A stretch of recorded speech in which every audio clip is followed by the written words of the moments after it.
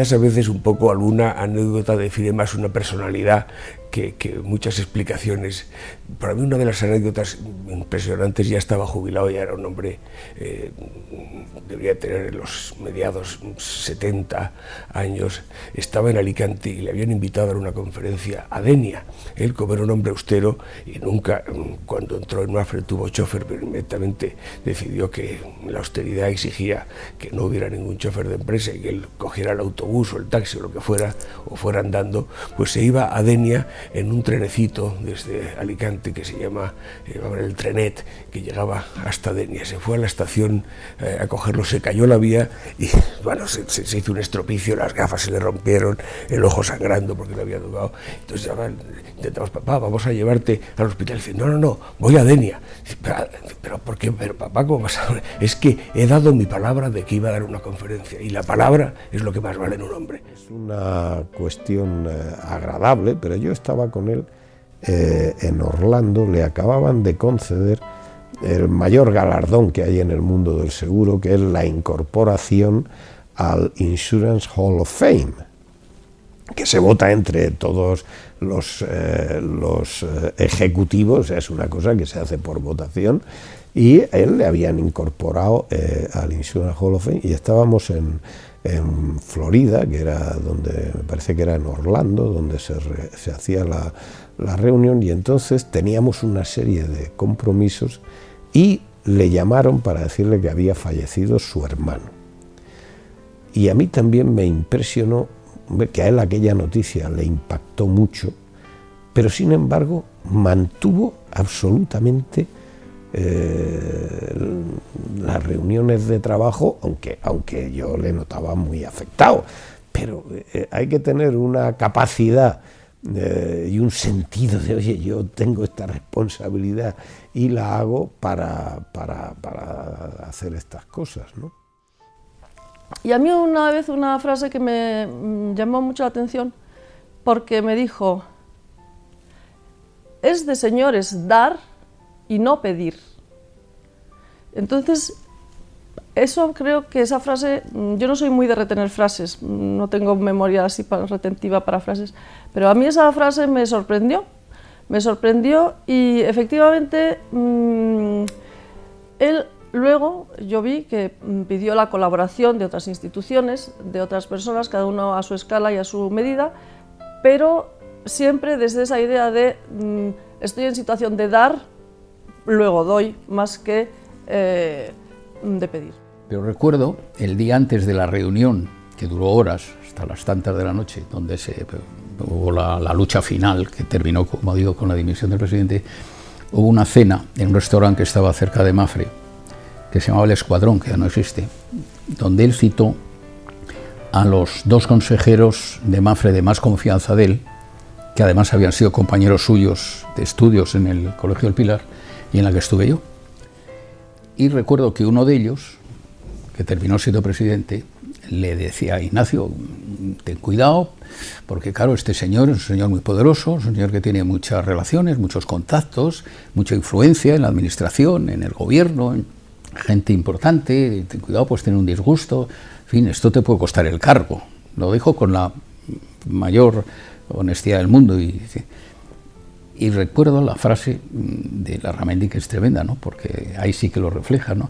Dice, mira, fulanito, yo como Méndez Núñez prefiero honra sin cargo que cargo sin honra. La primera era la idea que nos inculcó a todos de que en esta vida había que trabajar y por lo tanto yo cuando cumplí los 16 años él me dio la oportunidad de trabajar como botones y tramitador de pólizas de seguro de automóviles en la oficina de Mapfre en Alicante. Gané mis primeras 17.000 pesetas que me permitieron comprarme un poco, ahorrando al cabo de 2 años, un coche.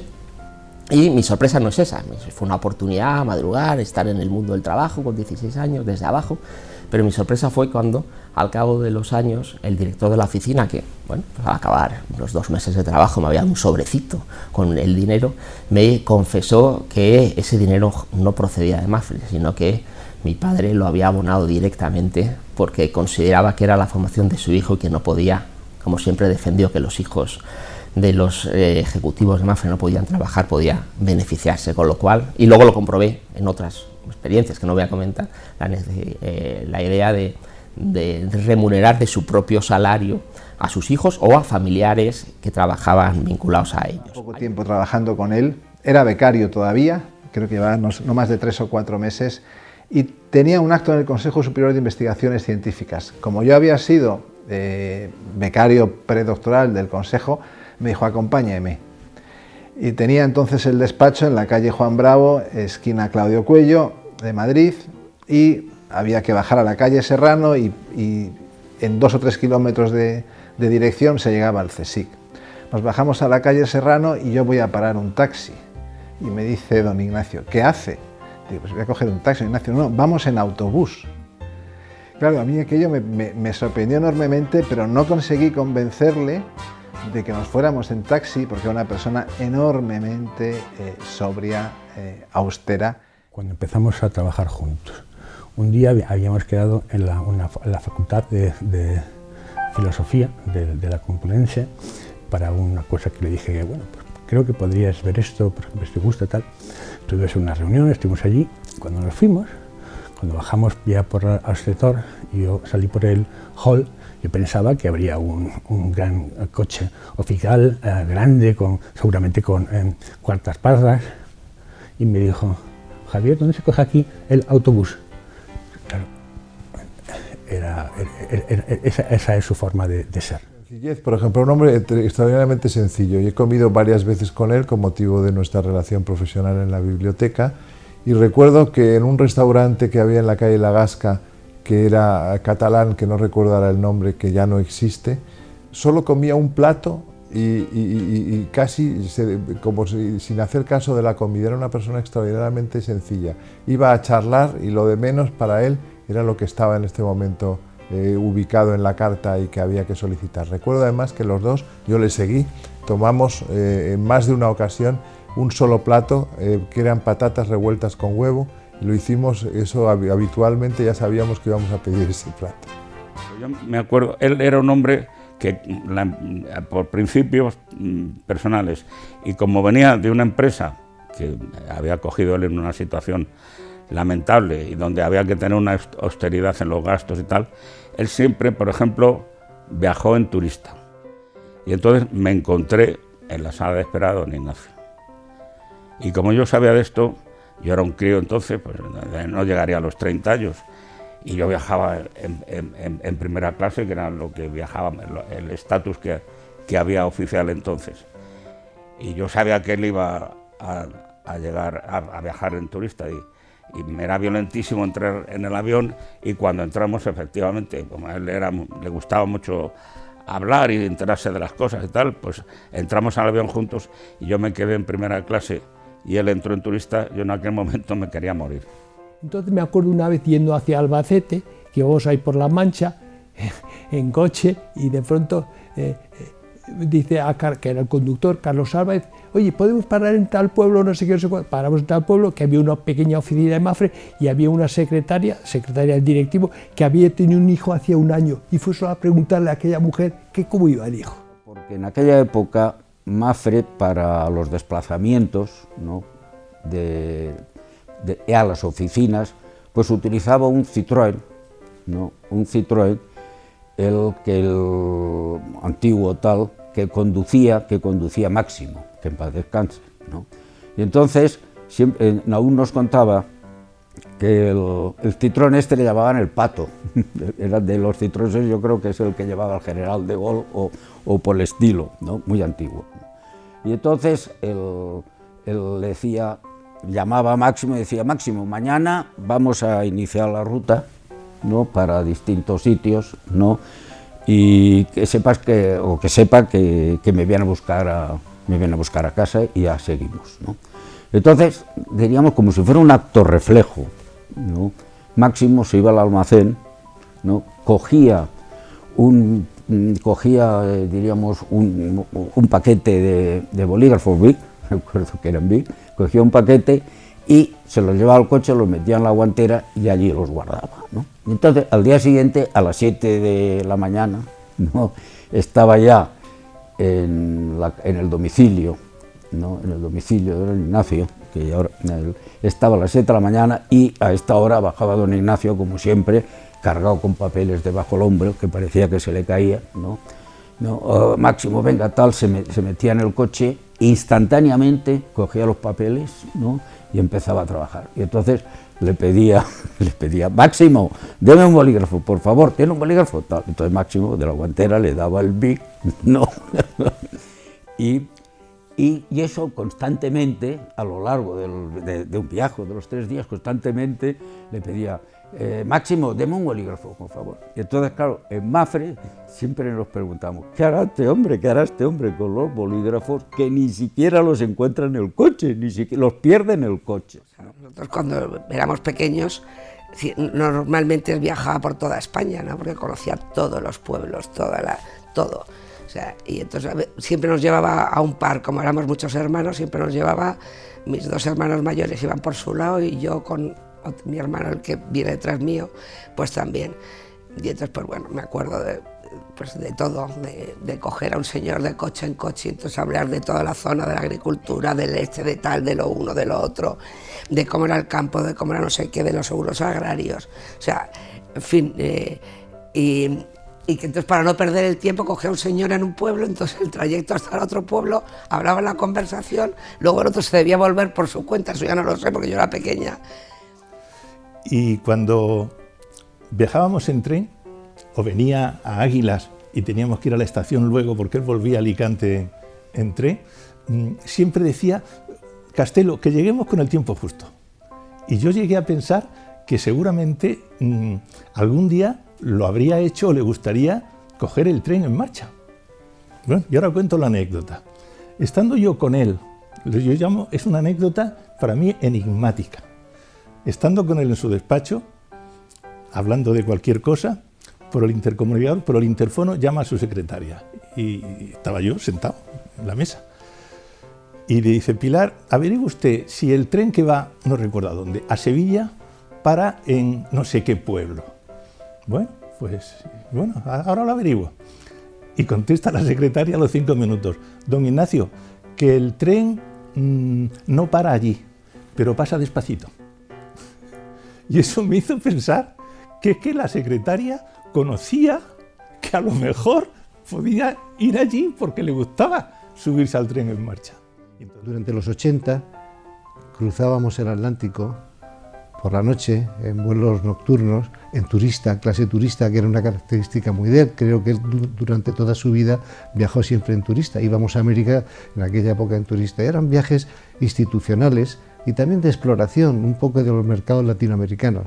Íbamos 2 o 3 compañeros de Mafre y yo me sentaba al lado de él, me tenía mucha confianza por esa relación personal que había tenido con sus hijos y dormía como un lirón y se despertaba al cabo de 1 hora y decía, Filomeno, vamos a seguir hablando. Entonces, en medio del Atlántico, por la noche, despertándome, tomando notas con él, trabajando intensamente en los proyectos latinoamericanos. Ese es un recuerdo que tengo. Pero don Ignacio era un gran viajero. Entonces, creo que no sé si quedó algún país del mundo que no visitase. Y entonces recuerdo en un viaje a Londres que él tenía problemas en la visión y tuvo un desprendimiento de retina, que ya había tenido varios. Pero vamos, eso no le impidió seguir en Londres los días que tenía previsto de trabajo y seguir enviando notas manuscritas por fax en aquel momento, o sea, haciéndose daño a sus... O sea, tenía una capacidad de trabajo. Eso es. Y después él tenía un gran, ¿cómo diría? Se desvivía por conocer la vida, obra y milagros de los empleados. Yo recuerdo que yo estuve después algunos años en Argentina, todos los domingos, o casi todos, don Ignacio, a eso de las 10, 10 y media de Argentina, que eran aquí las 12, 2 y cuarto, 2 y media, me llamaba por teléfono, ¿qué hace, qué no hace, qué tal? Y era, porque hombre, estaba yo solo allí, era la primera vez que salía Mafre fuera a hacernos cargo de una compañía y entonces pues él pensaba que tenía que darme ánimos, porque en definitiva los necesitaba en aquel momento. En el año 93 había una gran crisis económica mundial y yo tenía un contrato anual y yo quería casarme y comprar una casa. Y entonces fui al banco, pero el banco me dijo, mira, con un contrato de trabajo anual no te vamos a dar la hipoteca. Entonces, bueno, me fui a hablar con don Ignacio y le dije, don Ignacio, ¿habría posibilidad de que me hicieran fijo? Llevaba 2 años con él. Me hicieran fijo, me dijo, ¿para qué quieres ser fijo? Dije, porque quiero comprar una casa. Me dijo, mira, ahora la situación económica es complicada y es difícil ahora plantear hacer un contrato fijo, pero dígale al banco que yo le avalo el préstamo para su casa. Y entonces, en aquel entonces, yo no sé qué observaría en mi mujer, porque yo hacía que me había casado unos 2 años o algo así, entonces no teníamos familia, y ni ella y yo sabíamos que estaba embarazada. Y entonces, dada la experiencia de los hijos que tenía, bueno, pues resulta que mira a mi mujer y me dice, bueno, venga, baja conmigo y vamos a dar un paseo. Bueno, yo digo, qué coño más raro, y yo me quedé allí con sus amigos empresarios y demás. Y entonces él inmediatamente luego nos dijo, no, es que vi que estaba embarazada y entonces, bueno, necesitaba un paseo y demás y tal. Eso es una anécdota curiosa en el que sucedió en el mismo restaurante, allí en Bilbao. Era un hombre que no cuidaba excesivamente su imagen, ¿no? Y eso para él era secundario y aparecía con el nudo de la corbata por aquí, aquella gabardina que solía llevar y esas cosas, pues hacían de él un personaje peculiar, ya digo, de gran respeto, pero generando también mucha empatía, ¿eh? Era un hombre que no le importaba las appearances, cómo estaba vestido, siempre llegaba un poco crumpled, un poco desastrado y llevaba ¿cómo se dice? Un briefcase. Una carpeta de papeles y todos los papeles ahí metidos. O sea, siempre parecía una persona un poco distraída, sí. Al mismo tiempo que notaba todo. Era un hombre desorganizado, al menos presumía de ser desorganizado. Yo no sé si era desorganizado o presumía desorganizado, pero me acuerdo que una vez tenía que dar una conferencia en una de estas reuniones internacionales, ¿no? Y entonces se sentó a dar la conferencia y empezó a buscar sus papeles, porque siempre llevaba un montón de papeles, ¿no? Es decir, empezó a buscar papeles, y al cabo de un minuto se dirige a mi padre, que estaba en la primera fila, y dice, oye Jesús, que me he olvidado la conferencia, ¿tú tienes copia? Aquella que te envié la semana pasada. Esto retrata lo que es la Larramendi, ¿no? Una característica, él era muy aficionado a escribir a mano. El descifrar su letra era uno de los peajes que teníamos que pagar sus colaboradores. Eso incrementó el número de notas recibidas. Hay que tener en cuenta que a veces estaban escritas en servilletas de cafeterías. Su imaginación y capacidad creativa eran inmensas y cuando tenía una idea la escribía en el primer papel que encontraba, aunque ya digo fuese una servilleta de cafetería. Él era un hombre, en mi opinión, muy optimista. Pero un día, cuando yo era todavía muy joven, pero ya trabajaba con él, llevaba varios años, él me dijo que era enormemente pesimista y que él creía que el mundo iba hacia el caos, ¿no?